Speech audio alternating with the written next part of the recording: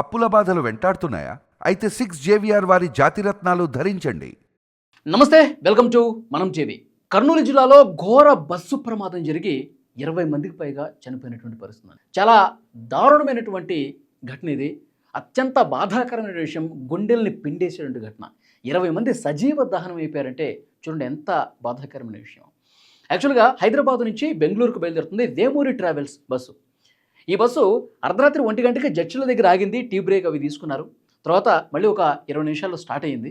కర్నూలుకి దగ్గరగా ఉన్నటువంటి సమయంలో చిన్నటేకులపల్లి ఆ గ్రామానికి దగ్గర జాతీయ రహదారి 44 మీద ప్రమాదం జరిగిందండి. యాక్చువల్గా మొత్తం 44 మంది ఉన్నారు ఇందులో.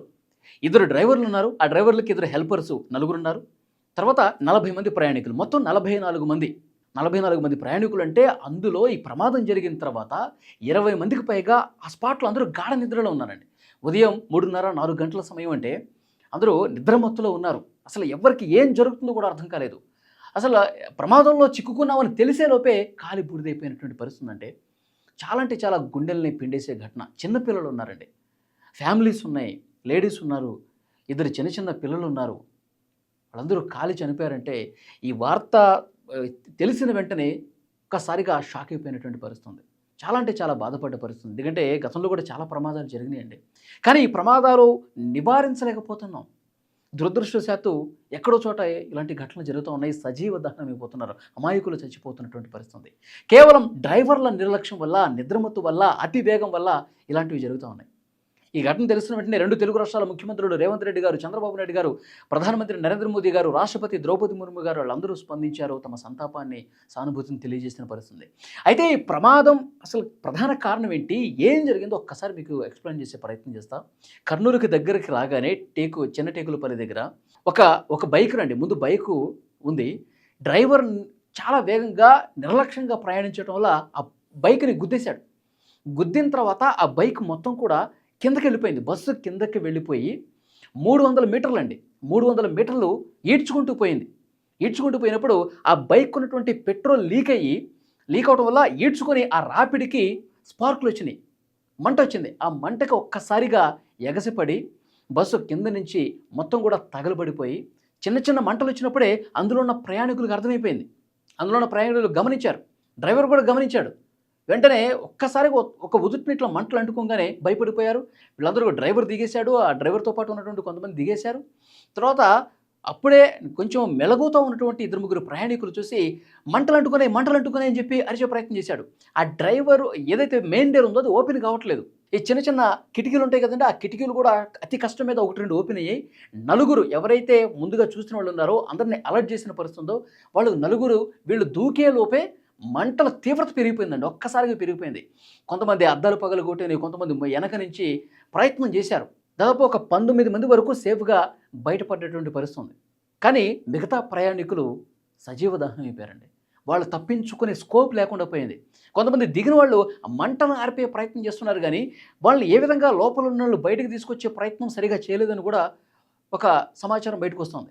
డ్రైవర్ ఒకతనైతే పారిపోయాడు, ఒకనైతే పోలీసులు అదుపులోకి తీసుకున్నారు. కానీ ఎంత దారుణమైనటువంటి పరిస్థితి చూడండి. వెంటనే అక్కడ పుట్టపర్తి నుంచి హైమా అని చెప్పి ఒక ఆవిడ అటు వెళ్తుంది. మార్గ మధ్యలో ఈ ప్రమాదాన్ని చూసి వెంటనే మనం ఏదైనా హెల్ప్ చేద్దామన్న ఉద్దేశంతో అక్కడికి వెళ్ళి కర్నూలు ఎస్పీకి ఇంకా మిగతా పోలీస్ అధికారులకి వెంటనే సమాచారం ఇచ్చి వాళ్ళని హుటాహుటిని రప్పించే ప్రయత్నం చేసింది.